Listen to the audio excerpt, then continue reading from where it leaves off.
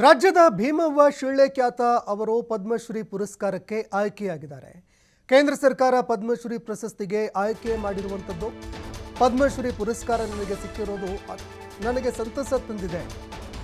5 ವರ್ಷಗಳ ಹಿಂದೆ ಪ್ರಶಸ್ತಿ ಸಿಗುವಂತಹ ನಿರೀಕ್ಷೆ ಇತ್ತು. ಅಂದರೆ ಕಳೆದ ಬಾರಿ ಇದು ಪ್ರಶಸ್ತಿ ಸಿಗುವಂತಹ ಒಂದು ನಿರೀಕ್ಷೆ ಇತ್ತು, ಆದರೆ ಆಗ ಸಿಕ್ಕಿರಲಿಲ್ಲ. ಈ ಬಾರಿ ಪರಿಗಣಿಸಿದ್ದಾರೆ. TV5 ಜೊತೆಯಲ್ಲಿ ಭೀಮವ್ವ ಶಿಳ್ಳೆಕ್ಯಾತ ತಮ್ಮ ಮನದಾಳದ ಮಾತುಗಳನ್ನು ಹಂಚಿಕೊಂಡಿದ್ದಾರೆ. ನಾನು ಶಾಲೆಗೆ ಹೋಗಿಲ್ಲ, ಓದು ಬರಹ ಕಲ್ತಿಲ್ಲ. ನಮ್ಮ ಕುಟುಂಬದ ಸದಸ್ಯರಿಂದ ಕಲೆ ನನಗೆ ಒಲಿದು ಬಂದಿದೆ. ಅದನ್ನು ನಾನು ಉಳಿಸ್ಕೊಂಡು ಬೆಳೆಸ್ಕೊಂಡು ಹೋಗ್ತಾ ಇದ್ದೀನಿ. ನನಗೆ ತಲೆತಲಾಂತರದಿಂದ ಕುಟುಂಬದಿಂದ ಸಿಕ್ಕಿರುವಂತಹ ಕಲೆ, ಆ ಕಲೆಯನ್ನು ನಾನು ಉಳಿಸಿಕೊಂಡು ಬೆಳೆಸ್ಕೊಂಡು ಹೋಗ್ತಾ ಇದ್ದೀನಿ. ತೊಗಲುಗೊಂಬೆ ಕಲಾವಿದೆ ಭೀಮವ್ವ ಶಿಳ್ಳೆಕ್ಯಾತ ಹೇಳಿಕೆ ಕೊಟ್ಟಿದ್ದಾರೆ.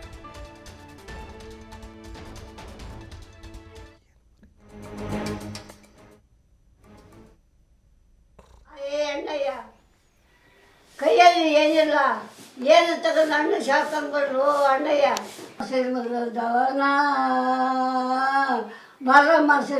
ದವನ. ರಾಷ್ಟ್ರದ ಅತ್ಯುನ್ನತ ನಾಗರಿಕ ಪ್ರಶಸ್ತಿಯಾದಂಥ ಪದ್ಮಶ್ರೀ ಪ್ರಶಸ್ತಿಯನ್ನು ಇದೀಗ ಕೊಪ್ಪಳ ಜಿಲ್ಲೆಯ ಒಂದು ಭೀಮವರು ಪಡೆದಿದ್ದಾರೆ ಮತ್ತು ಪ್ರಶಸ್ತಿನ ಅವತ್ತು ಕೇಂದ್ರ ಸರ್ಕಾರ ಅನೌನ್ಸ್ ಮಾಡಿತ್ತು. ನಮ್ಮ ಜೊತೆ ಭೀಮವರು ಇದ್ದಾರೆ, ಮಾತಾಡ್ಸ್ಕೊಂಡು ತಗೋಣ. ಅಜ್ಜಿ, ಇವತ್ತು ಪದ್ಮಶ್ರೀ ಪ್ರಶಸ್ತಿ ಸಿಕ್ಕಿದೆ, ಹೇಗೆ ಅನಿಸ್ತಾ ಇದೆ? ಯಾಕಂತಂದ್ರೆ ಇವತ್ತು ಭಾಳ ಸಂತೋಷ ಐತಿ, ನಮ್ಮ ಸರ್ಕಾರ ಕೊಟ್ಟು ಸಂತೋಷ ಐತಿ.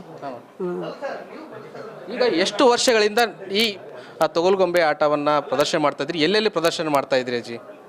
ನಾವು 12 ವರ್ಷದಿಂದ ಮಾಡ್ಕೊಂತ ಬಂದಿದ್ದೀವಿ. ನಮ್ಮ ಅಜ್ಜ ಮುತ್ಯ ಮೂರ್ತದಿಂದ ಅರ್ಧ ಕಸಬ, ನನ್ನ ಗಂಡ ಮನೆಗೆ ಅರ್ಧ ಕಸಬ, ನನ್ನ ತವ್ರ ಮನೆಗೆ ಅರ್ಧ ಕಸಬ. ಅರ್ಧ ಕಸಬದಿಂದ ಇದನ್ನ ಗೊಂಬೆ ಆಟ ಸಾಕ್ಸ್ಕೊಂತ ಬಂದಿದ್ದೀನಿ. ನಾ ಏನು ಶಾಲೆ ಕಲ್ತಿಲ್ಲ, ನಿರಾಕ್ಷರದಿಂದಲೇ ಈ ಕಲೆ ಹಚ್ಕೊಂಡ್ಬಂದೀನಿ. ಇಡೀ ಕುಟುಂಬವೇ ಈ ತೊಗಲುಗೊಂಬೆ ಆಟದಲ್ಲಿ ಪ್ರದರ್ಶನ ಮಾಡ್ತಾಯಿದ್ರು. ಆಮೇಲೆ ಬೇರೆ ಬೇರೆ ದೇಶಕ್ಕೆ ಹೋಗಿ ಕೂಡ ತೊಗಲುಗೊಂಬೆ ಆಟವನ್ನು ಪ್ರದರ್ಶನ ಮಾಡಿದ್ರಮ್ಮ. ಹೆಂಗೆ ಅನಿಸ್ತು ಅವಾಗ? ಅಲ್ಲಿ ಬೇರೆ ಬೇರೆ ದೇಶಕ್ಕೆ ಹೋದಾಗ ಹೆಂಗೆ ಅನಿಸ್ತು? ಅಲ್ಲಿ ನಮಗೆ ಎಲ್ಲರಲ್ಲಿ ಸಂತೋಷ, ಇಲ್ಲಾದ್ರೂ ಸಂತೋಷ. ಅಲ್ಲಾದ್ರೂ ಆ ಸರ್ಕಾರ ಆದರೂ ಅಷ್ಟೇ, ಈ ಸರ್ಕಾರ ಆದರೂ ಅಷ್ಟೇ. ಸರ್ಕಾರ ಅಂದಿಂದ ಒಂದೇ ಏನಪ್ಪ, ನಮ್ಗೆ ಅಲ್ಲಿ ಬೇಸಿ ನೋಡ್ಕೊಂತಾರೆ. ಅಲ್ಲಿ ನಮ್ಮ ದೇಶಕ್ಕೆ ಹೋಲಿಕೆ ಮಾಡಿದಾಗ ಅಲ್ಲಿ ಬೇರೆ ದೇಶಕ್ಕೆ ಹೋಗಿ ಪ್ರದರ್ಶನ ಮಾಡ್ತಿದ್ರು, ಅವಾಗ ಹೆಂಗೆ ಅನಿಸ್ತಮ್ಮ? ಆವಾಗ ನಮ್ಮ ದೇಶದಾಗ ಅಷ್ಟ, ಆ ದೇಶದಾಗ ಅಷ್ಟ. ಯಪ್ಪ, ಆ ಸರ್ಕಾರ ಒಂದ, ಈ ಸರ್ಕಾರ ಒಂದ. ನಮ್ಗೆ ಅಲ್ಲಿ ಮರ್ಯಾದೆ ಕೊಟ್ಟರೆ ಆ ಸರ್ಕಾರ ಹೋಲಿಸ್ಬೇಕು. ಅಮ್ಮ, ಈಗ ರಾಷ್ಟ್ರಪತಿಗಳೇ ದೊಡ್ಡದ ಉನ್ನತ ಹುದ್ದೆಲಿಂತ ರಾಷ್ಟ್ರಪತಿಗಳೇ ಪ್ರಶಸ್ತಿ ಕೊಡ್ತಾರ, ಅಂಥ ಪ್ರಶಸ್ತಿಯನ್ನು ಪಡೆಯೋಕೆ ಹೋಗ್ತೀರಾ ಮುಂದೆ? ಹೆಂಗೆ ಅನಿಸುತ್ತೆ? ಅಲ್ಲಿನೂ ಕೊಡ್ತಾರೆ, ಅಲ್ಲಿ ಅವ್ರಿಗೆ ಸಂತೋಷ, ನಮಗೂ ಸಂತೋಷ. ಈ ಕಲಿ ಬೆಳೀಲಿ ಅಂತೇಳಿ ನಮ್ಗೆ ಆಶೀರ್ವಾದ ಮಾಡ್ತಾರೆ ಅವರು. ಈಗ ತೊಗಲುಗೊಂಬೆ ಆಟಮ್ಮ, ಈ ತೊಗಲುಗೊಂಬೆ ಆಟವನ್ನು ಎಷ್ಟು ವರ್ಷದಿಂದ ಪ್ರಾರಂಭ ಮಾಡಿದ್ದಾರೆ? ಇವಾಗೆಲ್ಲ ಭಾಳಷ್ಟು ಜನ ಅದು ಕಡಿಮೆ ಮಾಡಿಬಿಟ್ಟಿದ್ದಾರೆ. ಅದು ಹೆಂಗೆ ಉಳಿಬೇಕು, ಆ ಕಲೆ ಉಳಿಬೇಕಂತ ಹೆಂಗೆ ಹೇಳ್ತಾರಮ್ಮ? ಈ ಕಲೆ ಉಳಿಬೇಕಾದ್ರೆ ನಿಮ್ಮಂಥದ್ದು ಫಂಕ್ಷನ್ ಕೊಡ್ತಾರೆ, ಇಂಥದ್ರಾಗ ಉಳಿಸೋದು.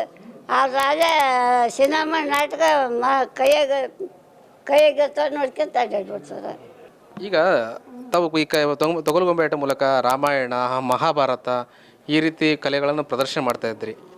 ಅದರಲ್ಲಿ ಯಾವ ಕಲೆಗಳು ನಮಗೆ ಇಷ್ಟ ಆಯ್ತಮ್ಮ ಅಂತ?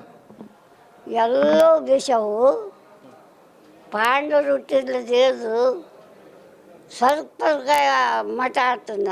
ಅವ್ರು ಯಾವ ಪರ್ವ ಹೇಳ್ತಾರೆ ಆ ಪರ್ವ ಆಡೋದು. ರಾಮಾಯಣ ರಾಮ ಹುಟ್ಟಿದ್ಲದ್ದು ಒಟ್ಟು ಪೂರ್ತಿ ರಾಮಾಯಣ ಹೇಳ್ತಾರೆ.